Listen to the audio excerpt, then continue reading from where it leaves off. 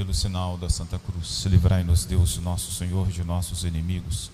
Em nome do Pai, e do Filho e do Espírito Santo. Amém. Os prezados irmãos, podem sentar.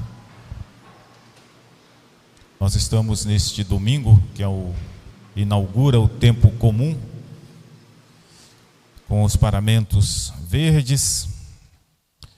Então nós nos alegramos com o nascimento do Salvador, e agora o Salvador é apresentado pela igreja como nosso mestre, nos ensinando. E nós temos essa passagem do Evangelho, em que nosso Senhor se manifesta, né? Epifania quer dizer manifestação.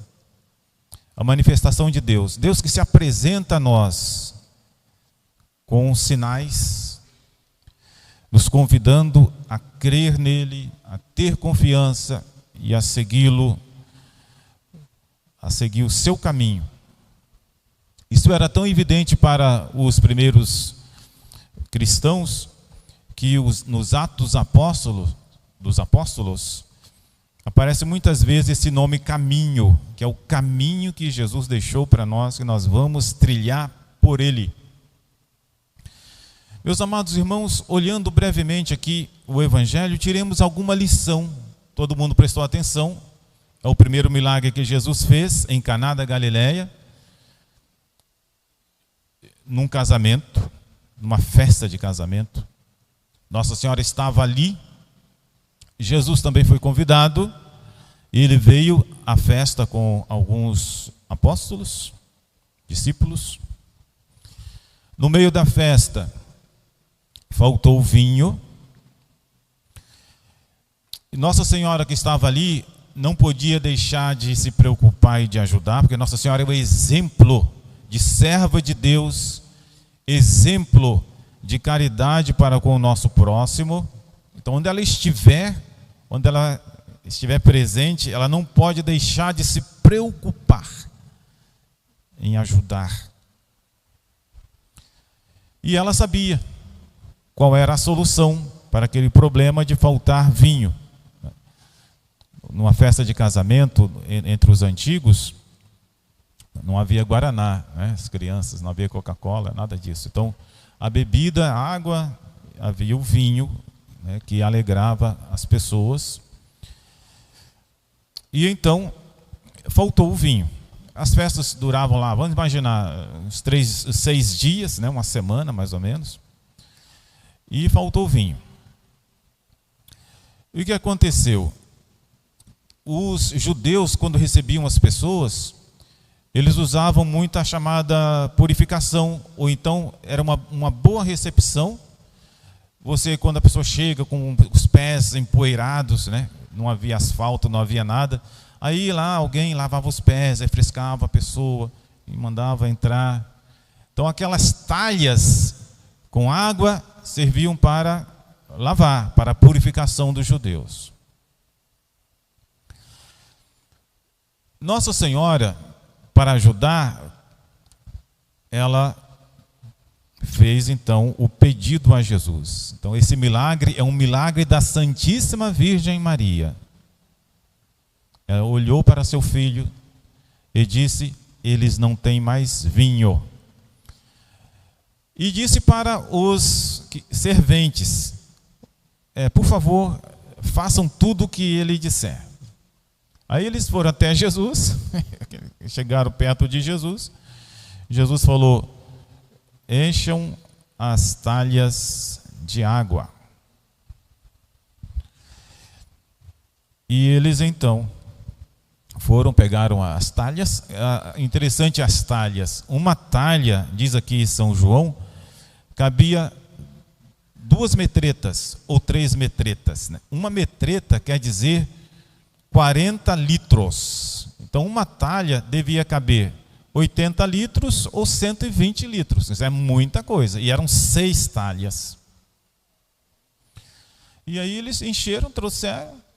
E Jesus falou: chamem o mestre-sala e peçam a ele para ele experimentar. O mestre-sala foi chamado, experimentou e viu que era vinho. E era um vinho tão bom que ele foi até reclamar com o esposo, que o esposo devia dar esse vinho logo no início e não deixar para depois. O certo é que os apóstolos também deviam ter experimentado aquele vinho. Estavam ali, experimentaram vinho e eles viram aquela água se transformar em vinho por intervenção de Jesus. E eles creram em Jesus. Se eles já seguiam Jesus com uma esperança, expectativa do Messias, é Ele mesmo. Eles creram em Jesus. Meus amados irmãos, tiremos aqui umas breves lições que os padres que têm fé, os exegetas, procuram tirar, os santos padres. Primeira coisa, por que Jesus começa a sua vida pública com esse casamento? É porque é isso que Deus veio fazer com cada um de nós. Deus veio a este mundo, nosso Senhor Jesus Cristo, para ter uma aliança conosco. Os casados, quando eles se casam, eles usam uma aliança simbólica. Essa aliança quer dizer que o marido, ele tem um compromisso com a sua mulher até a morte. Por isso, o marido, o casado, deve sempre levar a sua aliança. Olha, estou cansado de ver homens que perderam sua aliança. Cadê a sua aliança? Ah, perdi, não sei o quê. Compra outro e leva. Leva para honrar a sua esposa. Um dia você se casou com ela e você deve estar unido a ela até a morte. As mulheres normalmente não perdem muito a aliança, não. Não sei como elas estão com raiva, né? Eu não vou usar isso, não. Mas esse compromisso é um compromisso que não deve cessar. Deve ser até a morte. Nosso Senhor Jesus Cristo, meus amados irmãos, Ele veio inaugurar a nova e eterna aliança. Deus já tinha um compromisso com a humanidade, de modo especial através do povo eleito. Mas com nosso Senhor Jesus Cristo, Ele quer fazer uma nova aliança. Que todos sejam salvos por meio da abundância das graças de seu Filho. E por isso nosso Senhor, ao ver este mundo, Ele veio para fazer essa aliança com a humanidade. Por isso que nós, cristãos, devemos corresponder a esse amor de Jesus. Ele veio para se unir a mim, para me salvar, para ser meu Salvador, ser meu mestre, para ser meu Deus, para ser amado sobre todas as coisas. E eu devo viver essa aliança todos os dias. Eu fui batizado, meus pais me levaram para a primeira comunhão, eu tenho um nome cristão, eu vou ser fiel ao meu Deus até a morte. E aí entrar na eternidade com o Pai do céu. E por isso então Jesus inaugura a sua pregação numa festa de casamento, numas bodas, uma festa de núpcias, porque é isso que Ele veio fazer com a humanidade. Nós não teríamos essa festa se Nossa Senhora não nos desse Jesus. E por isso nessa festa o papel que se destaca de intercessora, de mãe, de uma mãe que nos ama, que se preocupa conosco, é a Virgem Santíssima. Devemos sempre pensar nisso. Eu tenho Jesus, o Pai nos deu, mas Ele quis nos dar por intermédio de Nossa Senhora, e eu não posso ser cego. Eu tenho que contar e confiar na sua maternal intercessão todos os dias de minha vida. Que Nossa Senhora interceda por mim, que ela me valha, que ela me apresente a Jesus e consiga as graças que eu preciso para ser um bom cristão. Está ali o papel maternal de Nossa Senhora nessas bodas, para dizer que na vida do cristão, Maria Santíssima deve estar sempre presente. Não existe cristão que não ama, que não é grato, que não confia em Nossa Senhora.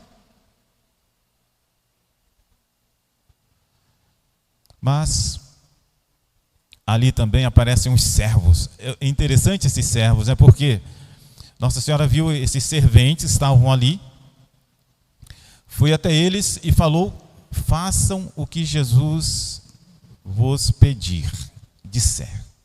E eles foram até Jesus.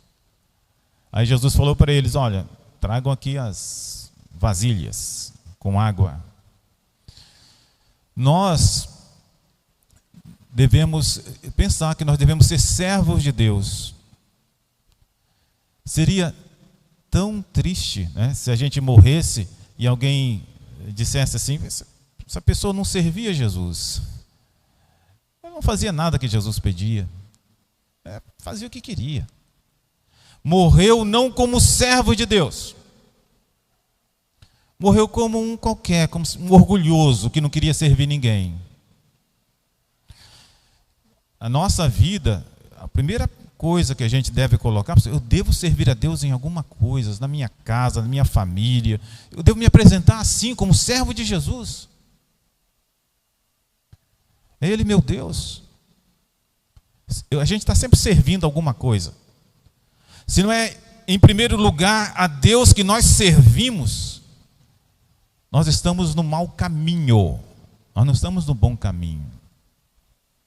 Que alguém diga, né, na nossa morte, aquela pessoa era um servo de Deus. É bonito a gente ouvir isso. Quer dizer que ele temia Deus, que ele procurava honrar Jesus, que ele fazia as coisas por amor a Ele. Ele merece a recompensa eterna. Um servo de Deus.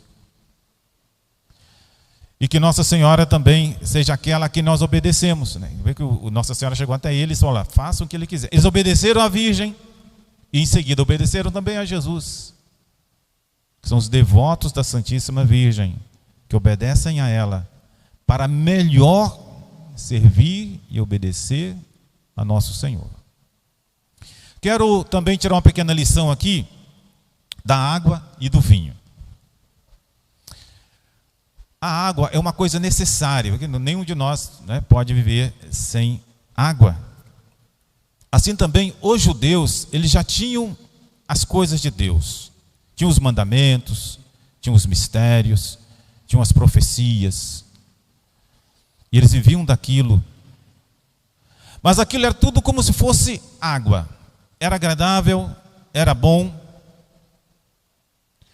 mas não era tão rico, não era tão importante e necessário como o vinho, que um dia Jesus usou para instituir o Santíssimo Sacramento da Eucaristia, para tornar presente para os homens o seu sangue sacrossanto que nos salva.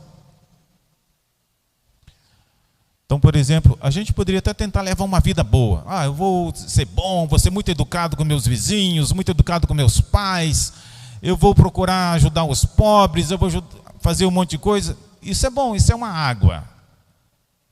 Mas isso ainda não é suficiente para te salvar. Para te salvar, tu precisas do sangue precioso de Jesus, da Santíssima Eucaristia. E por isso, ali os apóstolos olharam e viram Jesus simplesmente dizer: tragam as talhas, encham de água. E em seguida Jesus, no seu pensamento, falou: ó água, transforma-te em vinho, com seu poder. E aquela água se transformou em vinho. Esse milagre, meus amados irmãos, é um pouco assim, um sinal do que Jesus na quinta-feira santa ia fazer com o vinho. Dizer: vinho, transforma-te em meu sangue. Isto é o meu sangue, que é dado por vós. É o poder da divindade, poder de Deus ali se manifestando. Então, que Nossa Senhora nos ajude a não querer simplesmente ter uma bondade natural, mas que Nossa Senhora nos ajude a levar até o fim a vontade de Deus, que nós nos aproximemos muitas vezes com fé, com humildade, com amor, com respeito, do sangue precioso de Jesus, o sangue da nova e eterna aliança, desse casamento que Ele veio fazer conosco. Que nós amemos nosso Senhor, que Ele nos ilumine sempre. É isso, meus amados irmãos, que nesse milagre aqui, nessa festa, nessas núpcias, a gente já vê uma espécie de plano do que Jesus quer fazer conosco, do que Ele deseja fazer cada dia. Então que Nossa Senhora nos ajude a viver bem a nossa fé, a viver bem a nossa aliança com Jesus Cristo, nosso Senhor. Quero terminar minhas palavras apenas lembrando aqui um trechinho da Epístola aos Romanos. São tantos conselhos, e que nós só podemos colocar esses conselhos em prática com a graça de Deus, com a ajuda de Nossa Senhora. Que seria viver isso em família, viver isso na nossa vida cristã. Interessante, um deles, São Paulo fala assim: sede alegres na esperança, pacientes na tribulação, perseverantes na oração. São coisas assim que a gente tem que se preocupar e fazer. Mas, olha, eu vou fazer porque Jesus quer que eu faça. Eu vou perseverar na oração. Quantas vezes a gente não persevera na oração? Hoje não vou rezar. Hoje não quero rezar. Hoje estou com preguiça, né? E a oração, ela é fundamental para nos manter na vida cristã. Você, não, hoje estou com preguiça, mas vou rezar assim mesmo. Minha mãe está chamando, a gente vai lá rezar. Reza um texto em família, mantenha a sua família. Nós não poderemos manter a nossa fé cristã se nós não rezamos. Os parabéns para aqueles que tomaram uma decisão de rezar o texto todo dia durante este ano. Reza em família. Se não poder rezar em família, reza sozinho, mas reze. Sede perseverantes na oração. Um conselho que São Paulo nos fala, e que eu termino aqui, né, que seria muito bom se com a fé, né, por amor a Jesus, a gente fizesse isso, que diz assim: odiai o mal e apegai-vos ao bem. É uma regra tão bela, né? Só é mal? É, não quero. É uma coisa boa? É, eu vou apoiar, os parabéns, se eu puder fazer, eu vou fazer também. Odiai o mal, apegai-vos ao bem. Que Nossa Senhora nos ajude, com a sua intercessão, a nós andarmos sempre nessa aliança com Jesus, nosso Senhor, durante toda a nossa vida. Em nome do Pai, e do Filho, e do Espírito Santo. Amém.